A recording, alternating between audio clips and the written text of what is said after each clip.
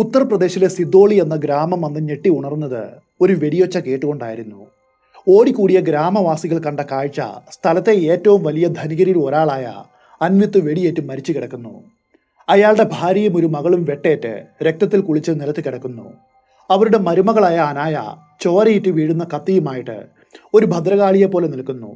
എന്തായിരിക്കും അതിന് കാരണം? പോലീസിന്റെ ചോദ്യം ചെയ്യലിൽ അവൾ വെളിപ്പെടുത്തിയത് അവിശ്വസനീയമായിട്ടുള്ള ചില കാര്യങ്ങളായിരുന്നു. അതൊരു പെണ്ണിന്റെ പ്രതികാരമായിരുന്നു.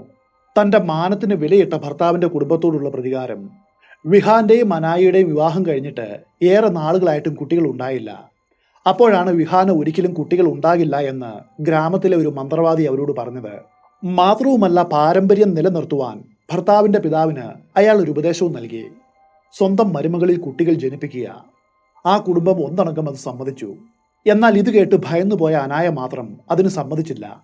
പക്ഷെ ഒടുവിൽ അത് സംഭവിക്കുക തന്നെ ചെയ്തു. ഒരു ദുരന്ത രാത്രിയിൽ സ്വന്തം അമ്മായിയച്ഛൻ്റെ കിടക്ക അവൾക്ക് പങ്കിടേണ്ടി വന്നു. ഇന്ത്യയെ ഞെട്ടിച്ച, ഇന്റർനെറ്റിൽ ഇപ്പോഴും വ്യാപകമായിട്ട് പ്രചരിക്കുന്ന അനായ കേസിന്റെ സത്യവും മിഥ്യയുമാണ് നമ്മൾ ഈ വീഡിയോയിലൂടെ ഡീകോഡ് ചെയ്യുന്നത്.